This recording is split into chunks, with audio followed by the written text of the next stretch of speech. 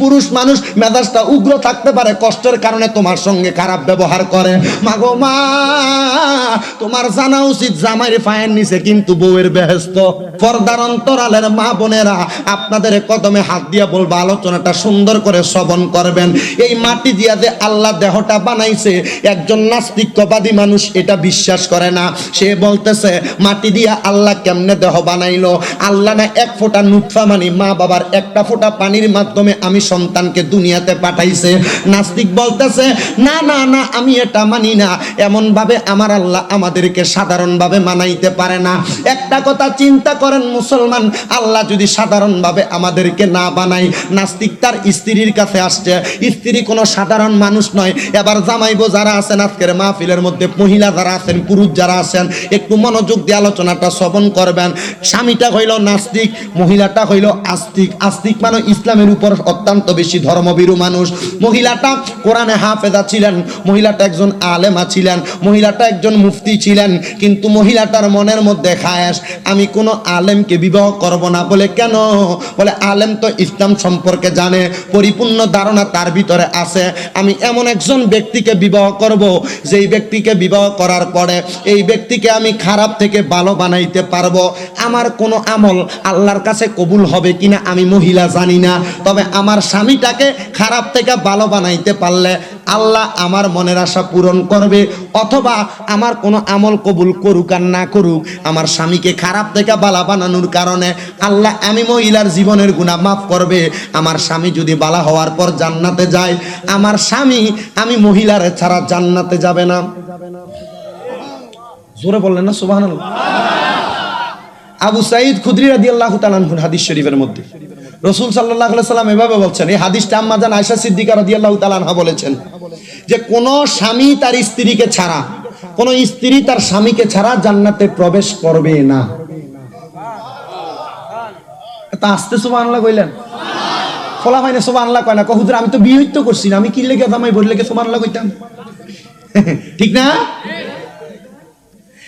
একদিন রাত্রবেলা ওই নাস্তিক স্বামীটা নেশা করেছে। কি করেছে? সে তো নাস্তিক, তার উপরে শরীয়তের কোনো আইনটা জায়েজ হয় নাই।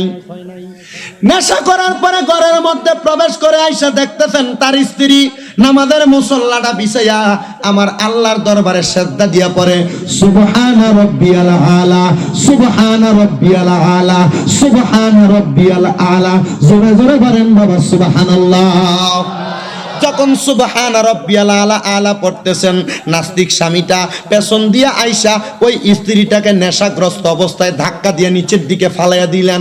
ডাক দিয়া কয়ে, স্বামী গো, আমি না নামাজরত অবস্থায় ছিলাম, আমি জানি একজন নাস্তিক আপনি, কিন্তু আপনি যে দুনিয়ার জমিনের মধ্যে বসে রইলেন, আপনার কি মনের মধ্যে কোনো চিন্তা নাই? আপনি কি জানেন না আমার আল্লাহ কবরে যাওয়ার পর আপনার হিসাব নিব?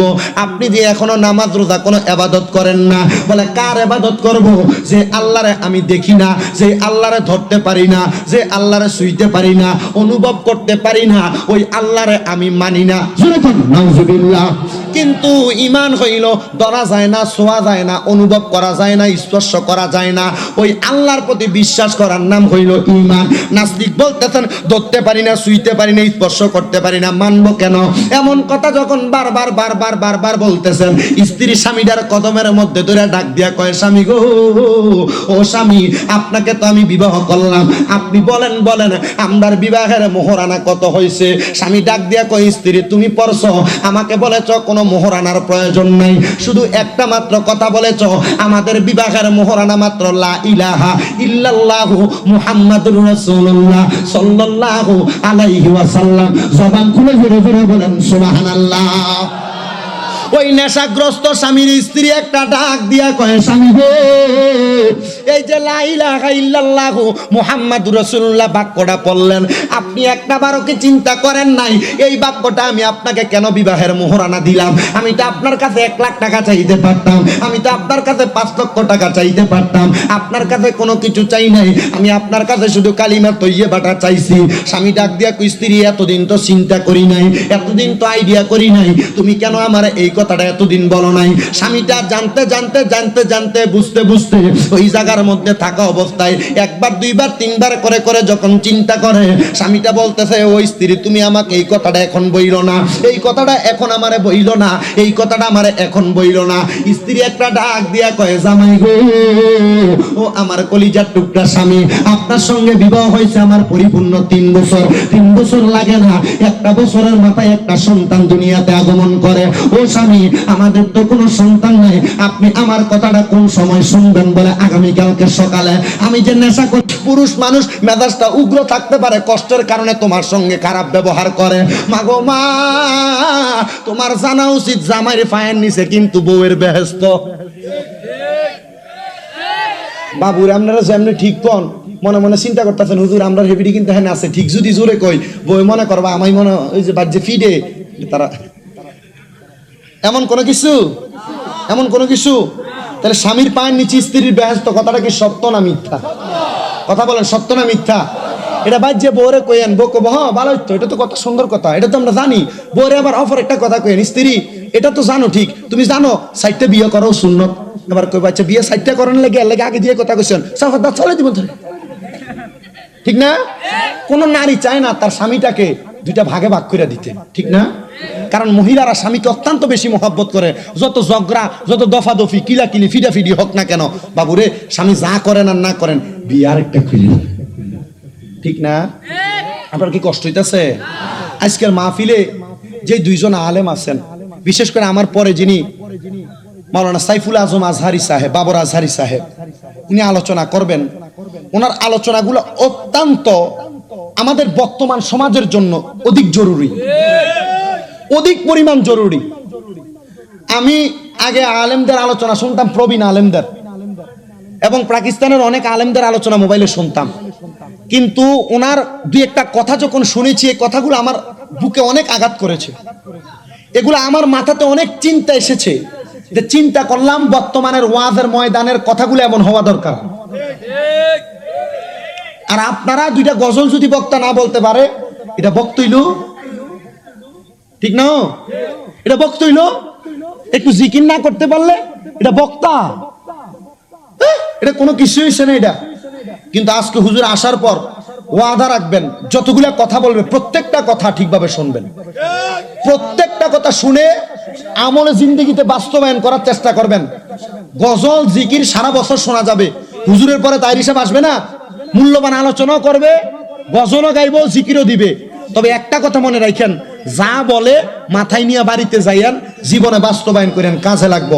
আন্নসেপ ইচ্ছা মতো বললেও এগুলো আপনাদের কাজে লাগবে না। আমি যা বলতেছি, মূর্খ মানুষ, এলেম কালাম নাই, শুধু কণ্ঠে দিয়ে 2-1টা কথা বললে মানুষ শোনে বিদায়, মানুষ ওয়াজ মাহফিলে দাওয়াত দেয়। আর নচেত আমার এলেমের খবর আপনারা জানলে, এটা বক্তব্য না, এটা শুধু 2-1টা কথা বলি, শুধু শোনেন, যদি আমল করতে মন চাই করবেন। আর যদি আমার কোনো কথা আপনার কাছে ভালো না লাগে, মানার দরকার নাই, মানতে মন চাইলে মানবেন। এটা দিয়ে যদি কোনো উপকার হবে মনে করেন, আপনি এটার অনুসরণ করবেন, আর নচেত অনুসরণের দরকার নাই। কারণ আমি ছোট মানুষ তো, হুজুরের অন্য দাঁড়িয়ে উঠছে না, একটু ঠিক করে বুঝা যাইয়েন। তাহলে স্বামীর পায়ের নিচে কার বেহেশত? জোরে কয় না কি লেগে? স্বামীর পায়ের নিচে কার বেহেশত? স্বামীটা ফজরের সময় চক্ষু খুললেন, তাকাইলেন স্ত্রীর দিকে, দেখতেছেন এইভাবে আঞ্জা করে ধরছে পাওটা, এখনো ছাড়ে নাই, এখনো ছাড়ে নাই, এখনো ছাড়ে নাই। স্বামী আবার সজাগ হইলেন, ডাক দিয়ে বলে, স্ত্রী তুমি যে এখনো পর্যন্ত আমার পাওটা ছাড়ো নাই। স্ত্রী ডাক দিয়ে বলে, স্বামী গো, আপনার পাওটা আমি কেন ছাড়তাম? আপনি না বলেছেন আমি রাত্রবেলা যেন পাওটা ধরে রাখি, এবং রাত্রবেলা ঘুমান থেকে ওঠার পরে আপনি আমার কথা শুনবেন। ওই স্ত্রী এই কথাটা বলা কি এত জরুরি মনে করেছো? আমি তো মনে করেছি আমি ঘুমায় গেলে তুমি আমার পাওটা ছেড়ে দিবা, আমার আর কোনো কথা শোনার প্রয়োজন মনে করবা না, অথবা অন্য কোনো কথা বলতে চেষ্টা করবা না। স্ত্রী একটা ডাক দিয়া কয়, স্বামী গো, আপনি তো জানেন আপনার বাবা দুনিয়াতে নাই। বলে, হ্যাঁ আমি জানি। আপনি তো জানেন আপনার মা দুনিয়াতে নাই। আপনি জানেননি? বলে, হ্যাঁ জানি। আপনার মা বাবা যে কবরে, আপনার মা বাবার জন্য আপনি সন্তান কি করলেন? 1 নাম্বার প্রশ্ন দিয়ে আটকাইলেছে জামাই। আপনার মা বাবা যে কবরে, আপনি আপনার মা বাবার জন্য কি করলেন?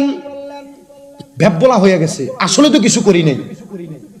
স্ত্রীকে স্বামী একটা ডাক দিয়া কয়, বউ গো বউ, মা বাবা মারা গেছে, কি করব, আমার তো কোনো কিছু জানার নাই। মা বাবা ইন্তেকাল করছে, মা বাবার প্রতি সন্তানের তো কোনো দায়িত্ব আছে কিনা আমি জানি না। আপনারা মনে করেছেন মা বাবা বেঁচে থাকা অবস্থায় মা বাপ অসুস্থ হইলে খেদমত করবেন, বুড়া বয়সে মা বাপরে খাওয়াইলে, মা বাপের সঙ্গে সুন্দর ব্যবহার করলে মনে হয় দায়িত্ব, মরার পরে মনে হয় কোনো দায়িত্ব নাই। আমার নবীজি আবু দাউদ শরীফের হাদিস শরীফের মধ্যে বলতেছেন, আন আবি উসাইদিন রাদিয়াল্লাহু তাআলা আনহু قال قال بين نحن عند رسول الله صلى الله عليه وسلم اذ جاء من بني سلمة فقال يا رسول الله هل بقي من بر ابوي شيء ابرهما به بعد موتهما। আমার নবীকে একজন সাহাবী হযরতে আবু উসাইদিন বলতেছেন, আমি আমার নবীজির দরবারে উপস্থিত ছিলাম। আমার নবীর দরবারে যখন আমি উপস্থিত, আমি আমার দয়াল নবীর দরবারে দেখলাম, ইদি যা মিন বানি সালামাতা, আমার নবীর দরবারে বনু সালমা গোত্রের একজন লোক আগমন করছে। আইসা একটা ডাক দিয়া কয়, নবী গো, ইয়া রাসূলুল্লাহ, নবী গো, আপনার কাছে জানতে চাই, হাল বাকিয়া মিন বিররি আবওয়াইয়া শাইউন আবারুহুমা বিহি বাদা মাউতিহিমা।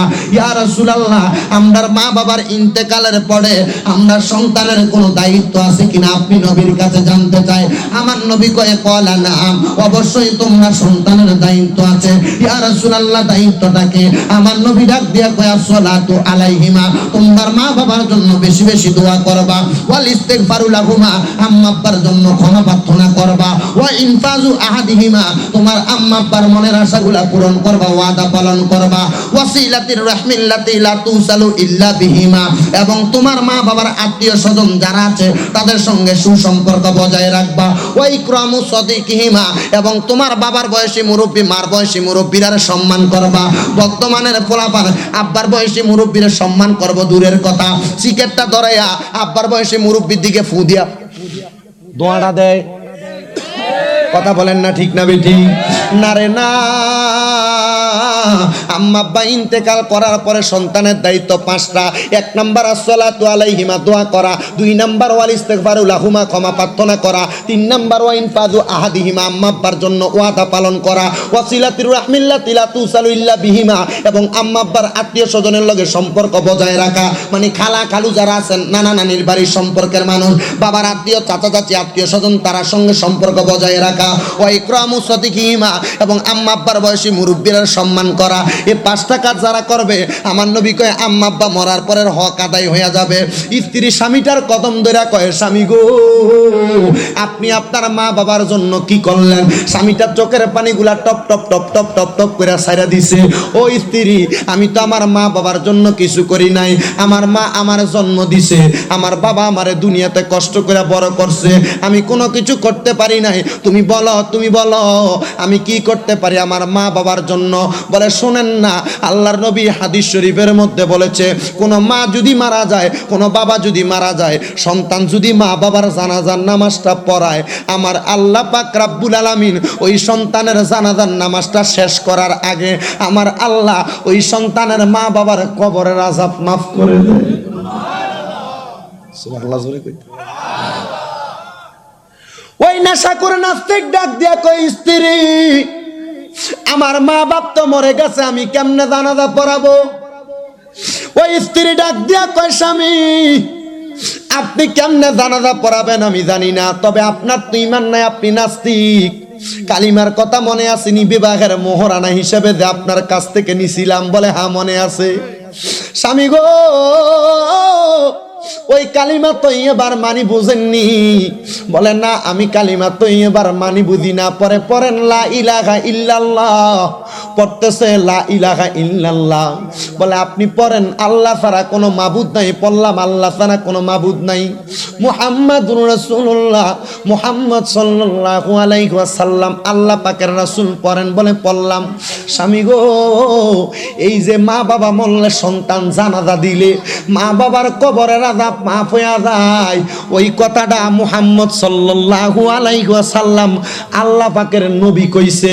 স্বামী কয় স্ত্রী রে এতদিন আল্লাহ বিশ্বাস করতাম না, নবী বিশ্বাস করতাম না যে আল্লাহর ইবাদতরত অবস্থায় আমি তুমি মহিলারে লাথি দিয়া ফালাইয়া দিছি, তুমি মহিলাই আমি স্বামীরে সারা রাত্র আঞ্জা করে ধইরা রাখছো, যেই মহিলারে আমি কষ্ট দিছি আল্লাহ মানতাম না, নবী মানতাম না, আমার মতো নাস্তিকরে তুমি মহিলা বিবাহ করছো। হে মহিলা আসো তুমি আমার স্ত্রী হইয়া এই মুহূর্তে আমি স্বামীরে পড়াইয়া দাও কালিমা তৈয়বা লা ইলাহা ইল্লাল্লাহু মুহাম্মাদুর রাসূলুল্লাহ সাল্লাল্লাহু আলাইহি ওয়াসাল্লাম। মহিলা একটা ডাক দিয়া কয় স্বামী গো কালিমা তো এমনে পড়া যাবে না। বলে কেমনে পড়া যাবে? বলে আপনি গতকালকে মদ পান করেছেন, আপনি অপবিত্র, আপনি কি জানেন না আত্মহুর সাতরল ঈমান, পবিত্রতা ঈমানের অঙ্গ, আপনি তাড়াতাড়ি ওযু বানায় আসেন। বলে ওযু কেমনে করবেন? ওযু করলে তো আপনার এই দেহটা পাক হবে না, আপনি গোসল করে আসেন। বলে স্ত্রী গোসল করতে যাব, ইসলামে কি গোসলের কোনো নিয়ম আসেনি? বলে আছে। দুনিয়ার সাধারণ মানুষের মতো না, গোসল করতে গেলেন খাপ করে পুকুরের মধ্যে পড়ে গেলেন। আমার নবী শিখিয়ে দেয় গোসলের 3টা ফরজ সুন্দর কইরা। বলে কি ফরজ? ভালোভাবে কুলি করা, নাকে পানি দেওয়া, সমস্ত শরীর ধৌত করা। আর আমরা তো তাড়াতাড়ি দেয় শরীরের মধ্যে পানি ঢালা শুরু করে দেয়। আল্লাহর নবী কয় শরীরের মধ্যে গোসলের সুন্নত পানি ঢালারও কিছু তরিকা আছে। বিজ্ঞান আর আল্লাহর নবীর হাদিস প্রমাণ করতেছে কোন মানুষ যদি সরাসরি তার মাথার মধ্যে ডাইরেক্ট পানি ঢালে তার মাথার ব্রেইন এফেক্ট হওয়ার সম্ভাবনা আছে। আর আল্লাহর নবী কয় সর্বপ্রথম গোসল করতে গেলে ভালোভাবে কুলি করবা, নাকের মধ্যে পানি দিবা এবং তুমি তোমার সমস্ত শরীর ধৌত করবা। হুজুর কেমনে পানিটা ঢালবো? সুন্নতটা তো জানি না। আমার নবীর হাদিস শরীফের মধ্যে দেখলাম কোন মুসলমান গোসল করার সময় 3বার ভালোভাবে কুলি কইরা 3বার নাকটা ধুইয়া যখন সে ডান কাঁধের মধ্যে 3বার পানি দিবে, বাম কাঁধের মধ্যে 3বার পানি দিবে এবং মাথার মধ্যে আস্তে আস্তে করে পানি ঢালবে। ঢালার পর শরীরটাকে পবিত্র করবে। আপনারা তো অনেকে আছেন দুনিয়ার জমিনের মধ্যে যখন আপনাদের স্বামী স্ত্রীর সুন্দর মেলামেশা হয় গোসল করার পদ্ধতিটা এখনো তো জানেন না।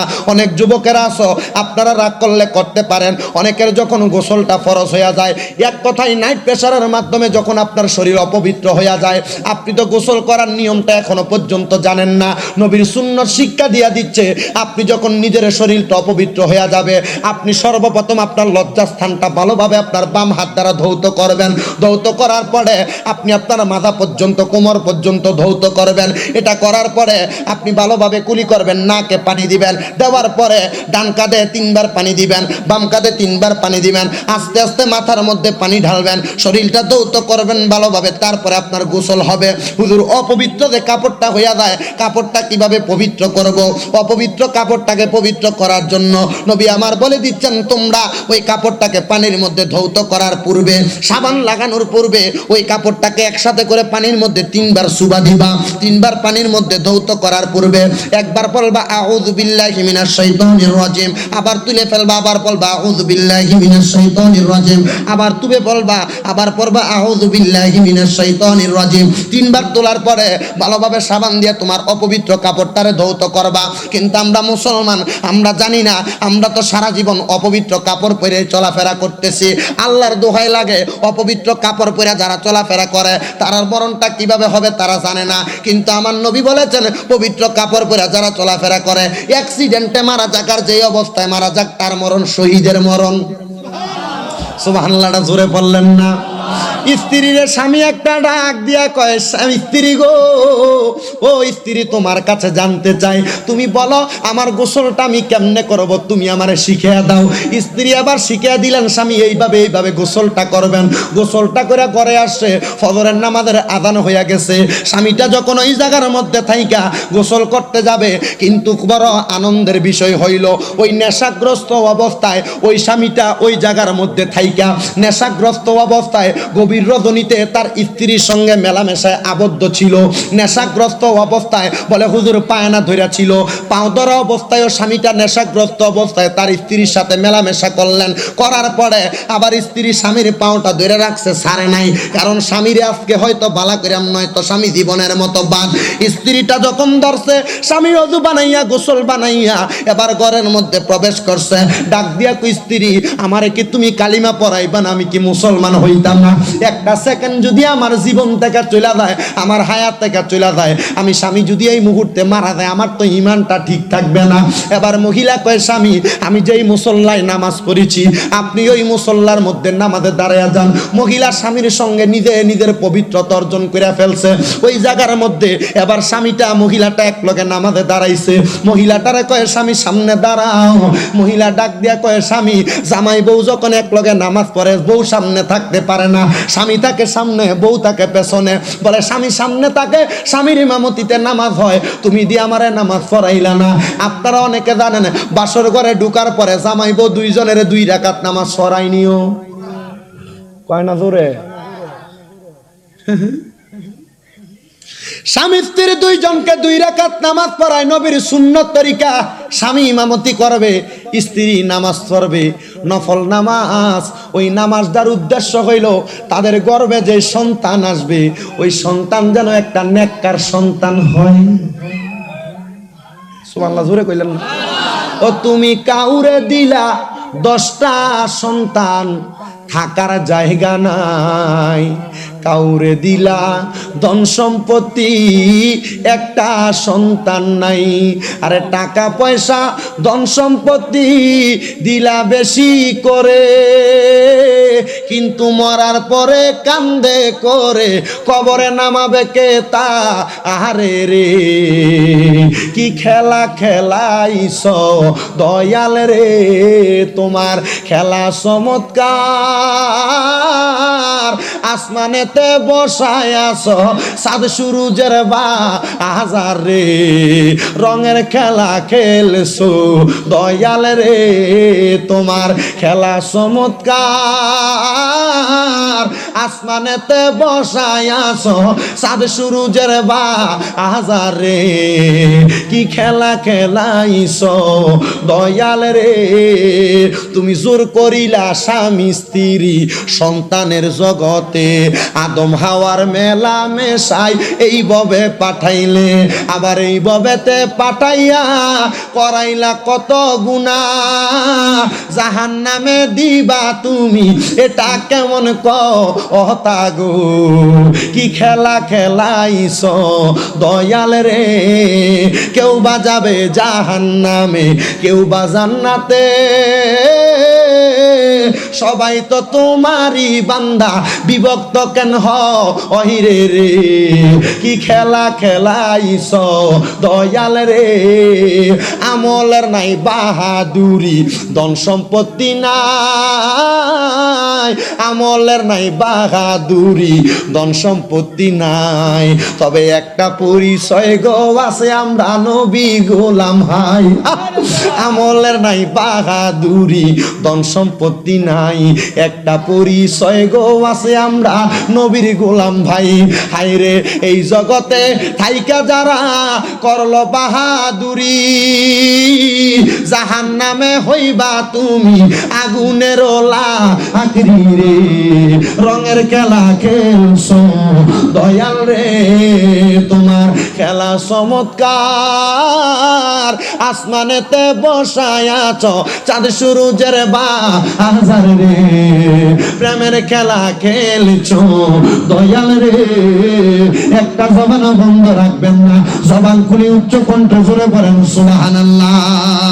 আল্লাহুম্মা সাল্লি আলা মাদনা বিয়ানা,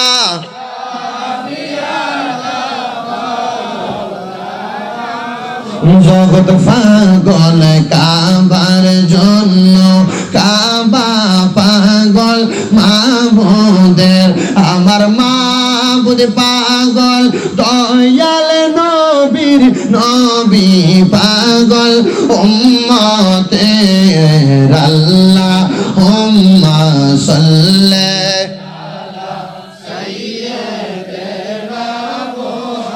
মাদনা বিয়ানা,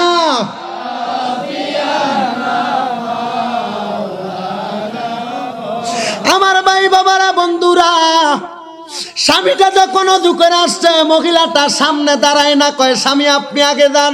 বলে আমি তো নামাজ পড়তে পারি না, আমি কেমনে আগে যাইতাম? তুমি আমার এটা কেমন কথা বলো?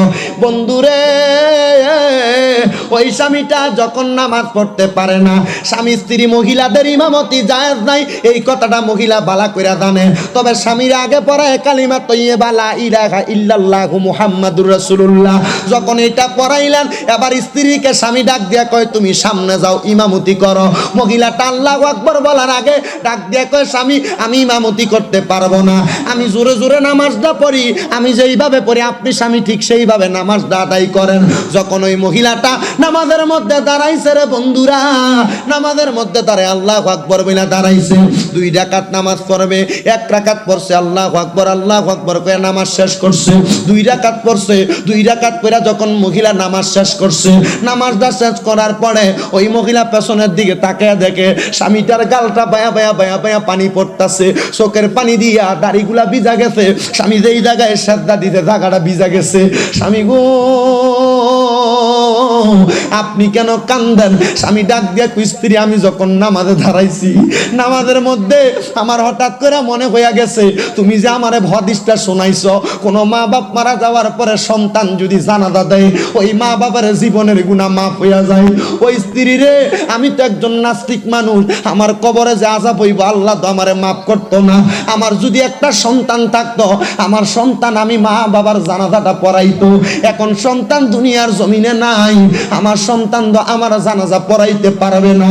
স্বামী ডাক দিয়া কই স্ত্রী তুমি কি আল্লাহর কাছে দোয়া করবা আল্লাহ যেন একটা নেক সন্তান দেয়? এবার স্ত্রী কয় স্বামী নামাজ পড়ছেন 2 রাকাত, আসেন আমরা একটা সেজদা আদায় করি। ওই সেজদাটার নাম কয় শুকরিয়া সেজদা। কিসের? আপনি লাখ টাকার মালিক, কোটি লাখ কেন বলে? কারণ আমরা জানি, আমরা আহলে সুন্নাত ওয়াল জামাতের আকীদা হইল আমার নবীজি সশরীরে জিন্দা নবী। আমরা যখন মিল্লাতে রাসূলুল্লাহ বইলা আমার নবীর মিল্লাতে কবরে লাশটা দিয়া আসি, তখন ওই কবরের মধ্যে আমার দয়াল নবী আইসা ওই উম্মতে মুহাম্মদীটারে কোলের মধ্যে নেই, এই বিশ্বাস অন্তরে আছে না নাই? মদিনার কামলিওয়ালা দয়াল নবী হযরত আনাস ইবনে মালিক রাদিয়াল্লাহু তাআলা আনহুর হাদিস, যেই হযরত আনাস ইবনে মালিক আমার নবীর 10 বছর খেদমত করার কারণে তার উপাধি খাদেমুর রাসূল।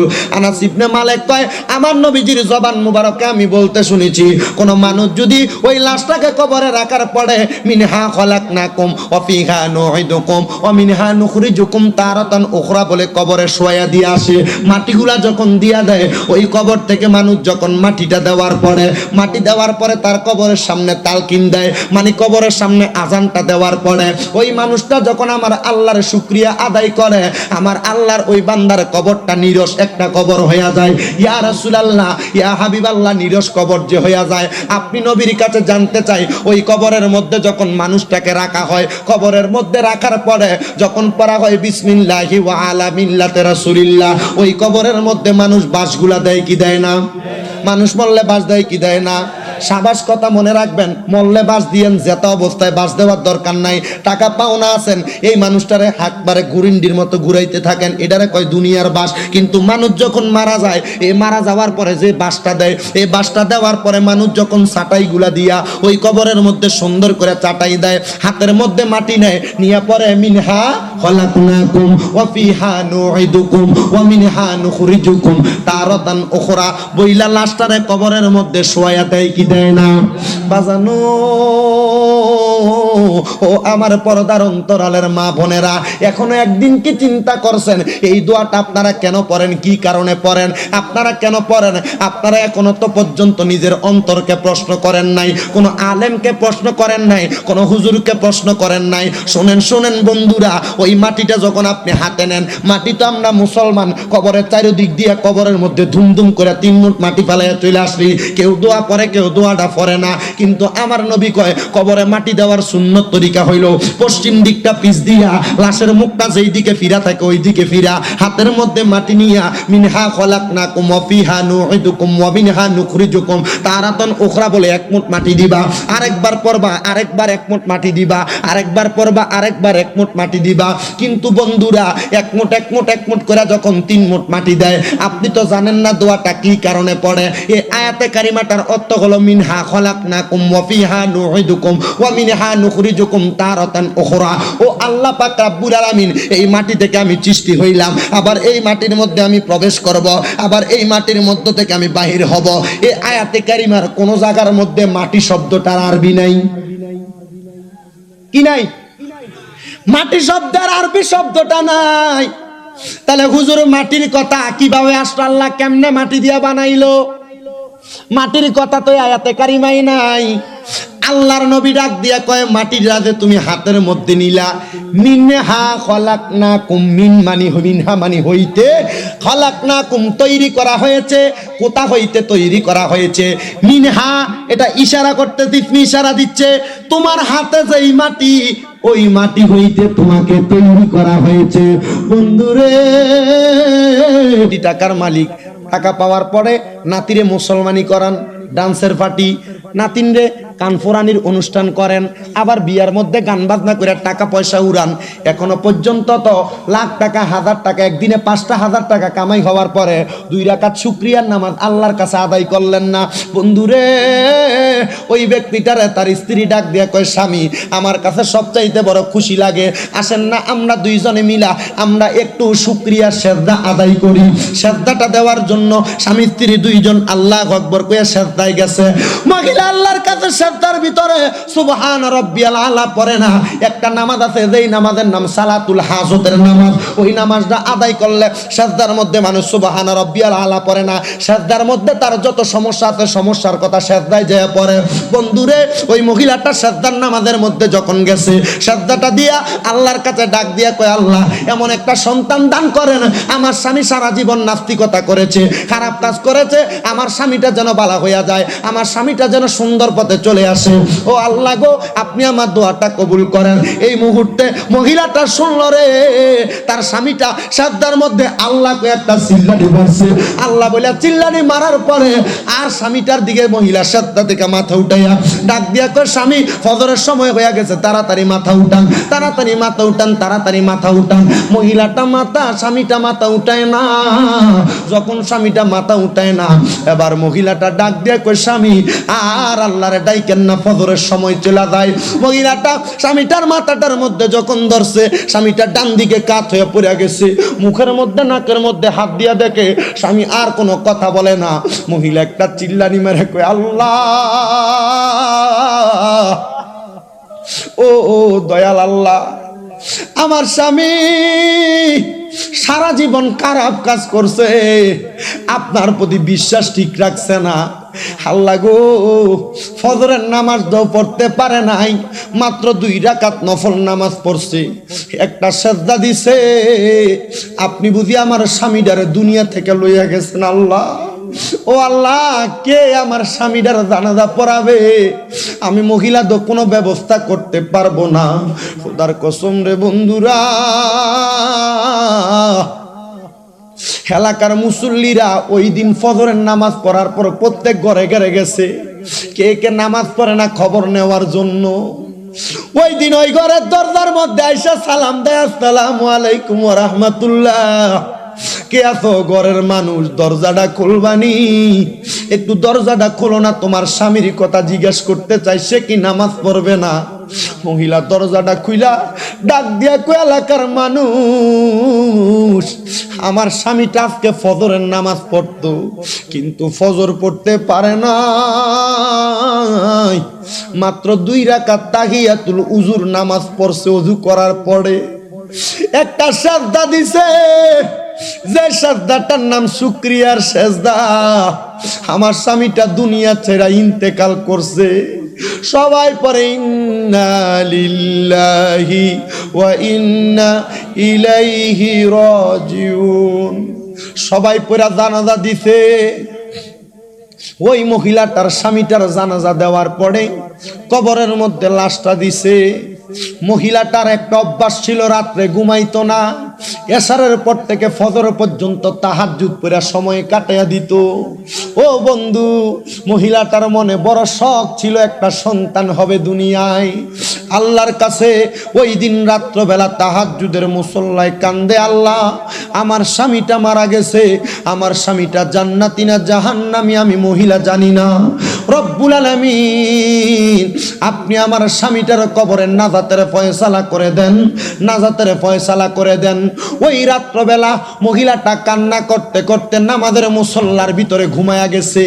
নামাজের মুসল্লার ভিতরে ঘুমন্ত থাকা অবস্থায় ওই মহিলাটা হঠাৎ করে স্বপ্ন দেখতাছে, হঠাৎ করে স্বপ্ন দেখতাছে কে জানি একটা সাদা পোশাকওয়ালা ওই মহিলাটারে ডাকে, স্ত্রী, ওই স্ত্রী আয় আয়, আমি স্বামীর কাছে আয়। স্বপ্নরত অবস্থায় মহিলাটা ডাক দিয়া কয়, কে আপনি? আপনার আমি চিনি না, যাব কেন? আমার স্বামী নাই, আমি আপনার কাছে যাইতে পারবো না। এবার ওই সাদা পোশাক পরনেওয়ালা ব্যক্তিটা মুখ থেকে পর্দা তুইলা কয়, আমারে তুমি চিনো নাকি?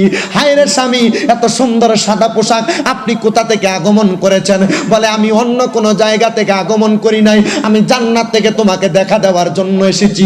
হে স্বামী, আপনি কিভাবে জান্নাতে গেলেন? আপনি না সারা জীবন নাস্তিক ছিলেন, আপনি না সারা জীবন খারাপ অবস্থায় ছিলেন, আপনি না নাস্তিকতা করে আল্লাহ মানেন নাই। স্বামী ডাক দিয়া কই, স্ত্রী, গতকালকে রাত্রবেলা নেশা করে আসার পর তুমি আমার কদম ধরেছো, তুমি আমার কদম ধরার পর আমি এবার সকালবেলা তোমার কথা শুনে ফজরের নামাজ পড়ার আগে আমি 2 রাকাত নামাজ পড়ছি। একটা সাজদা দিতে শুকরিয়া সাজদা, ওই সাজদারত অবস্থা আমি মারা গেছি। এই স্ত্রী, স্ত্রী, তুমি কি জানো না, তুমি কি জানো না আমার আল্লাহর কাছে বেশি ইবাদত লাগে না। আখলিস দীনাকা ইয়াকফিকাল আমালুল কলিল, ঈমানটাকে তাজা করলে অল্প আমল নাজাতের জন্য যথেষ্ট হয়ে যায়।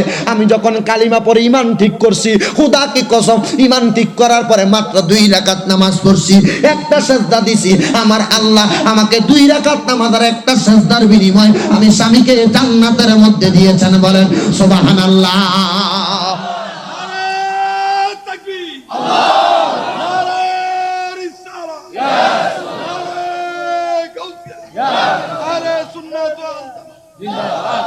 আপনারা বলেন বাবারা, সেজদা দিছে কয়টা?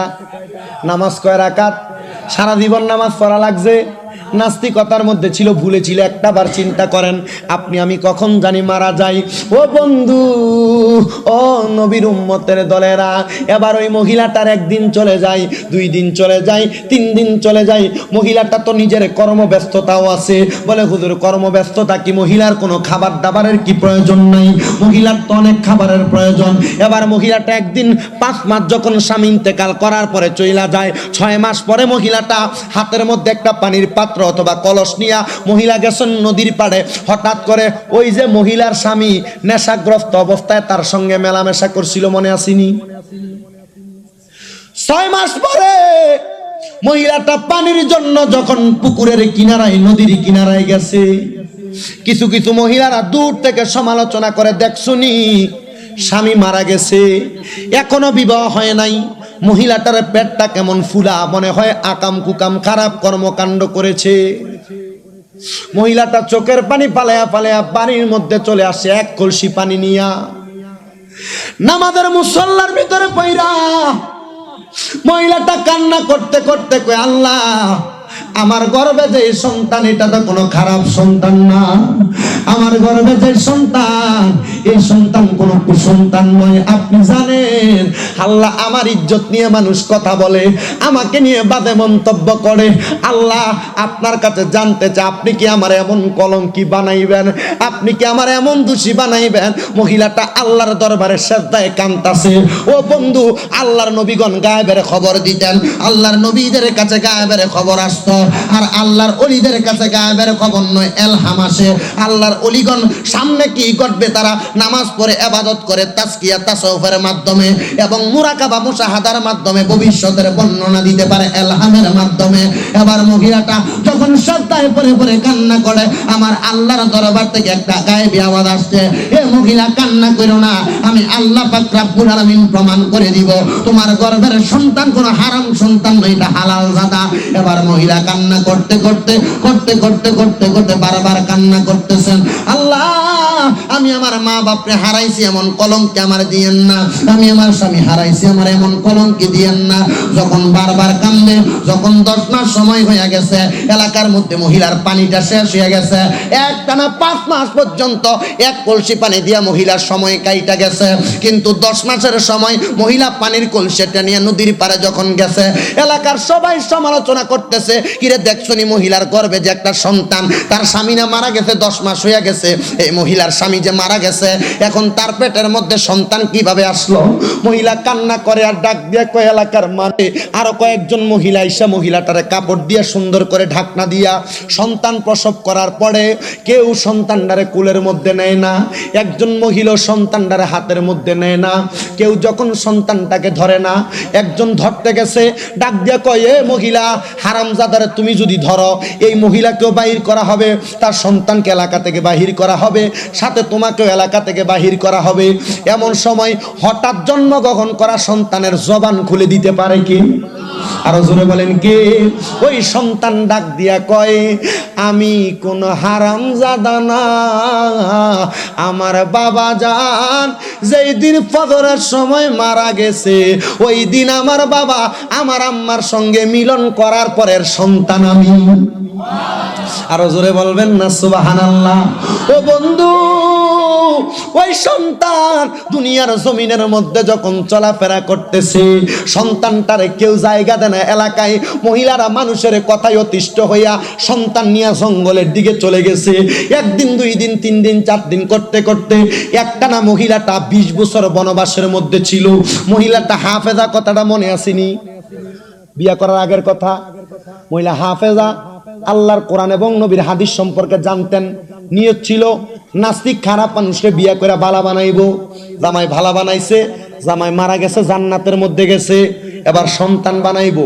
মাত্র 20 বছর জঙ্গলে।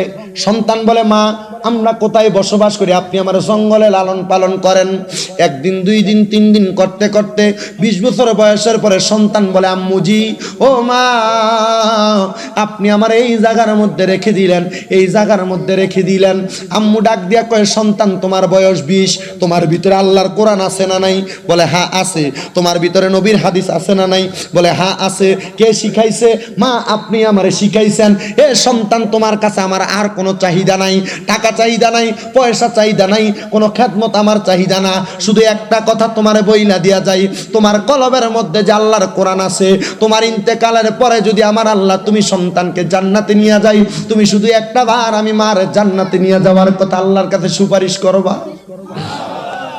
বন্ধুরে 20 বছরের সন্তান বলে, মা ঠিক আছে।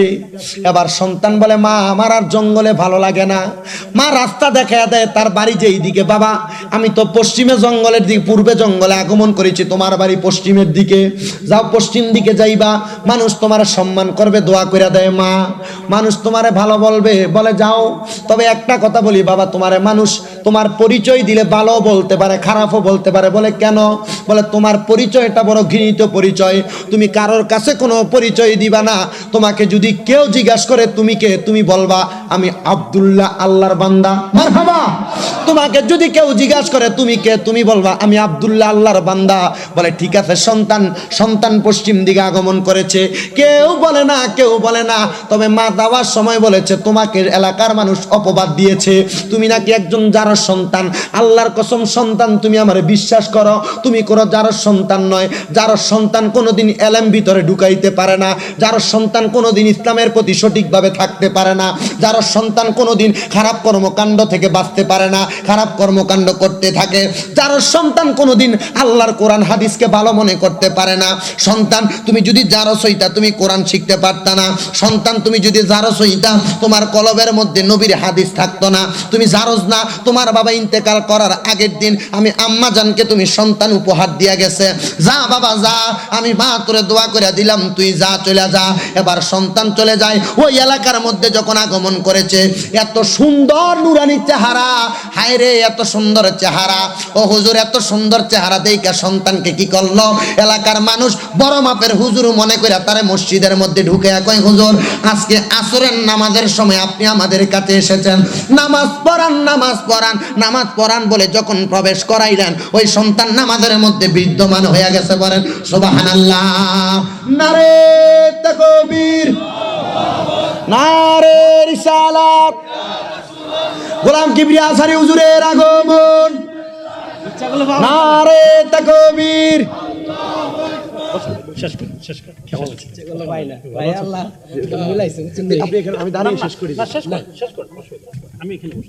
সবাই জবান খুলে পড়ি মারহাবা, মুহাব্বতের আওয়াজে পড়ি মারহাবা। মানে এক কথায় যেটাকে আমরা চাইলেও পাবো না, আলহামদুলিল্লাহ বলেন না, এক কথায় অনেক কষ্ট করে ওনাদেরকে পাইতে হয়। আমাদের হুজুর আল্লামা গোলাম কিবরিয়া আজহারী হুজুর, আলহামদুলিল্লাহ পড়বেন না, হুজুর আগমন করেছেন, আপনাদের কাছে কিছু কথা বলবেন, শুনতে রাজি আছেন তো ইনশাআল্লাহ? আমি শুধু হুজুর আপনি যদি অনুমতি দেন আমি আমার এই ছোট্ট একটা শিক্ষণীয় ঘটনার একটু শেষ করতে চাই, আপনারা শুনবেন তো ইনশাআল্লাহ? অল্প একটু সময়। ওই সন্তানটা প্রবেশ করলেন আসরের নামাজ পড়ার জন্য।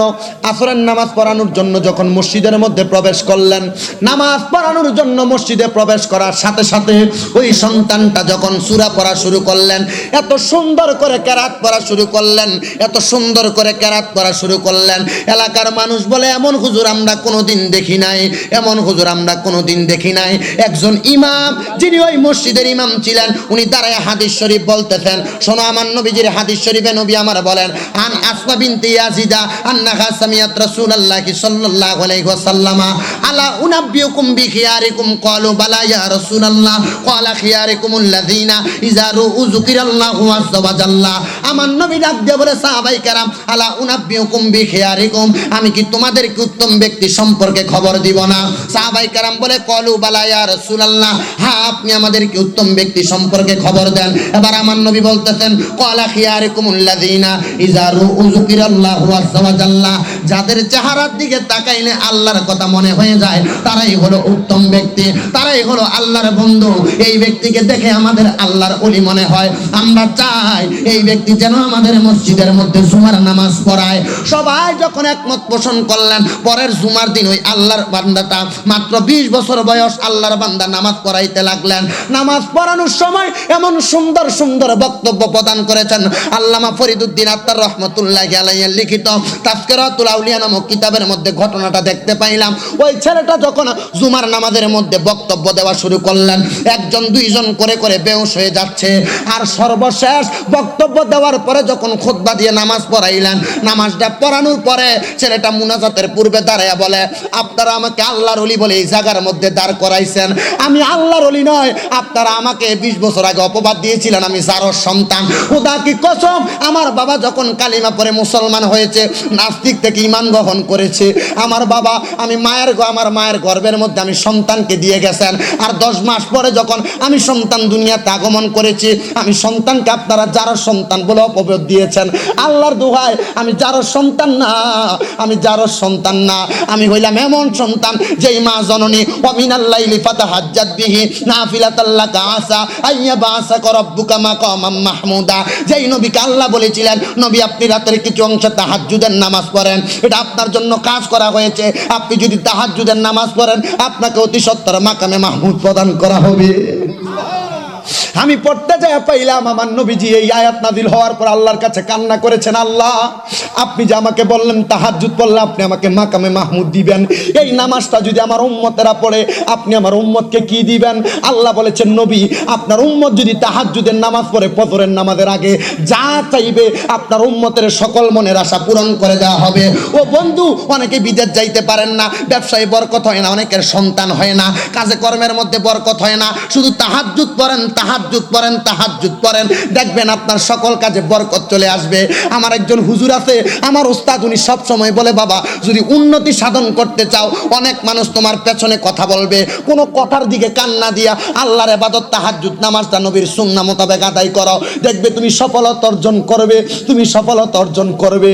আমি দেখলাম কথাটা মিথ্যা নয়, আল্লাহর কোরআনের আদেশ, নবীর আমলকৃত আমলটা যদি আমরা করি, নবীর কর্মটাকে যদি আমরা ধর্ম হিসাবে গ্রহণ করি, আমরা উম্মত কোনো জায়গায় ঠেকা পড়ব না। ছেলে বলে আমি ওই মায়ের সন্তান যেই মা তাহাজ্জুদ করে আমি সন্তানকে 20 বছরে কোরআনে হাফেজ বানাইছেন এবং ফিকহি ইলম আমি সন্তানের সিনার মধ্যে দিয়েছেন।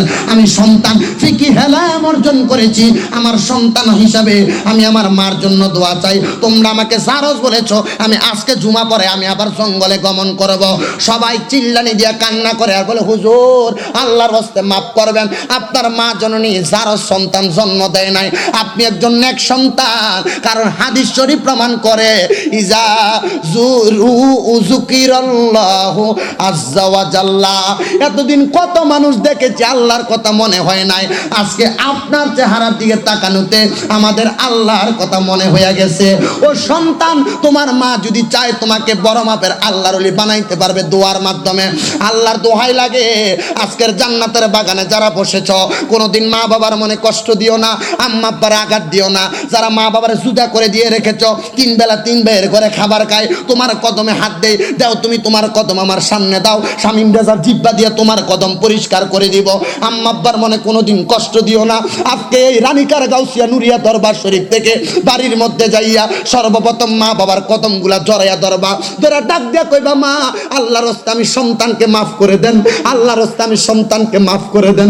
যতক্ষণ না বলেছে মাফ করে দিয়েছি অতক্ষণ পর্যন্ত কদম ছাড়বা না। দেখবা তুমি যখন মাফ চাইতাছো তোমার মাও কান্দে, বাবাও কান্দে। জিজ্ঞাসা করবা মা কান্দো কেন? মা ডাক দিয়ে বলবে সন্তান এতদিন কষ্ট দিয়েছো, কষ্টে কান্দতাম, এখন যে পায়ে ধরে মাফ চাইছো আমি মার কলিজা ঠান্ডা হয়ে গেছে, আমি আব্বার কলিজা ঠান্ডা হয়ে গেছে, আমি মা তোমারে মাফ করে দিছি। কুদা কি কসম, ওই মা বাবা যদি ওই সময় মাফ করে দেয় মাফ পাইয়া যাইবা। অনেকের চোখগুলা লাল হয়ে গেছে, অনেকে চায় দেখেন কান্না করে। কেন কান্দেন? ডাক দিয়া বলবে হুজুর যাদের মা আছে তারা বাড়িতে যে মার পায়ে ধরে মাফ চাইব, যারার বাবা আছে তারা বাবার পায়ে ধরে মাফ চাইব। আমার দি মা নাই, আমার দি বাবা নাই, আমি কার পায়ে ধরে মাফ চাবো? হে বন্ধু, নবীর হাদিস শরীফ আপনাদের কাছে বলেছি, মা বাবা ইন্তেকাল করার পরে আপনার দায়িত্ব আছে। সাহাবী আয়েশা জিজ্ঞাসা করি ইয়া রাসূলুল্লাহ আপনার কাছে জানতে চাই হাল বাকিয়া মিন বিররি আবাইয়া শাইউন আবাররুহুমা বিহি বাদা মাউতিহিমা, আমাদের মা বাবা ইন্তেকাল করার পরে আমরা সন্তানের কোনো দায়িত্ব আছে কি না? আমার নবী বলে ক্বালা নাআম আসসালাতু আলাইহিমা, তোমাদের মা বাবা মারা যাওয়ার পরে তোমাদের দায়িত্ব মা বাবার জন্য দোয়া করা, ওয়াল ইস্তিগফারু লাহুমা, আম্মা আব্বার জন্য ক্ষমা প্রার্থনা করা, ওয়া ইনফাজু আহাদিহিমা, এবং তোমার মা বাবার ওয়াদা পূরণ করা। মানে মা বাবা নিয়ত করেছে মরার আগে হজ করবে, তুমি সন্তান 4 দিন যাওয়ার আগে মা বাবার সম্পত্তি ভাগাভাগি করো। ভাগাভাগি করার আগে মা বাবার ওই টাকা দিয়া একটা মানুষে দিয়া মা বাবার নামে বদলি হজটা করাইয়া দিবা। ওয়াসিলাতির রাহমিল্লাতি লা তুসালু ইল্লা বিহিমা, এবং আম্মা আব্বা ইন্তেকাল করার পরে তোমার আম্মা আব্বার আত্মীয় স্বজনের সঙ্গে সম্পর্ক বজায় রাখবা। ওয়া ইকরামু সাদিকিহিমা, আম্মা আব্বার বয়সী মুরব্বী যারা বন্ধু বান্ধব তাদেরকে সম্মান করবা। তোমার আম্মা আব্বার কবর আযাব আল্লাহ মাফ করে দিবে। যাদের মা নাই, যাদের বাবা নাই, আল্লাহ যেন এই রানিকার গাউসিয়া নুরিয়া দরবার শরীফের মাহফিলের ওসিলায় আম্মা আব্বার কবর আযাব মাফ করে। যাদের মা বাবা বেঁচে আছে আল্লাহ যেন তাদের মা বাবার হায়াতে বরকত দেয়। যাদের মা বাবা বেঁচে আছে এখান থেকে যাওয়ার পর মা বাবার কাছে মাপ চাইবা। দেখবা তোমার ব্যবসায় বরকত নাই, বরকত হবে। কাজে কর্মে বরকত নাই, বরকত হবে। বিদেশ যাওয়ার চেষ্টা করো, পারো না, বরকত হবে। আল্লাহ পাক যেন আমাদেরকে সবগুলা কাজ মেনে চলার তৌফিক দান করে। সবাই জবান খুলে উচ্চ কণ্ঠে বলেন আল্লাহুম্মা আমিন। ওয়া আখিরি দাওয়ানা আনিল হামদুলিল্লাহি রাব্বিল আলামিন। মা আসসালাম, আসসালামু আলাইকুম ওয়া রাহমাতুল্লাহ। আপনাদেরকে একটা দাওয়াত দিচ্ছি, আগামী 22শে ডিসেম্বর তন্তর গাউসিয়া নুরিয়া হিফজখানা ও এতিমখানা, এক কথায় তন্তর ইমাম হুসাইন রাদিয়াল্লাহু তাআলা আনহু নুরিয়া মডেল মাদ্রাসায় আপনাদের সবাইকে আন্তর্জাতিক ইমামে আজম কনফারেন্সে দাওয়াত করা হয়েছে। আগামী 22শে ডিসেম্বর বৃহস্পতিবার আমিও আসবো, আপনারা সবাই যাবেন, সবাইকে দাওয়াত করা হয়েছে। উক্ত মাহফিলে অনেক ওলামায়ে কেরাম থাকবে, আল্লামা আবু সুফিয়ান খান আবিদি এবং শায়েখ মুফতি আবুল কাসেম মোহাম্মদ ফজলুল হক এবং ভারত থেকে আগত আল্লামা শায়েখ আমিনুদ্দিন রেজভী নকশবন্দি সাহেব সহ, ইয়াসউদ্দিন তাহেরি সাহেব সহ, ওয়ালিউল্লাহ আশিকি সাহেব সহ, সাইফুল আজম আজহারি সাহেব সহ অনেক ওলামায়ে কেরাম, এক কথায় যত ওলামায়ে কেরাম আছে সুন্নিয়তের প্রত্যেক ওলামায়ে কেরাম থাকবে। আমি গুনাহগারও থাকবো, আপনারা সবাই উপস্থিত থাকবেন। এবং আগামী মার্চের 3 তারিখ আপনাদের এই রানীখার মাস্টার বাড়িতে আমার দাওয়াত আছে গত বছরের মতো, আপনারা এবছরও যাবেন, সবার প্রতি দাওয়াত করে। হুজুরের কাছ থেকে বিদায় আরজ করে দোয়া আছে, আপনাদের কাছ থেকে দোয়া আছে, বিদায় আরজ করছি। ওয়া আখির দাওয়ানা আলহামদুলিল্লাহি রাব্বিল আলামিন। আসসালামু আলাইকুম ওয়া রাহমাতুল্লাহি ওয়া বারাকাতুহু।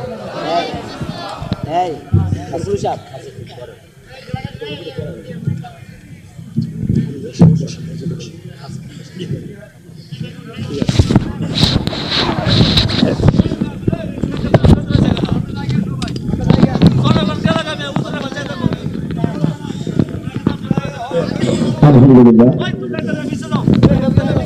আজকের মাহফিলে সম্মানিত প্রধান অতিথি, আন্তর্জাতিক খ্যাতিসম্পন্ন বক্তা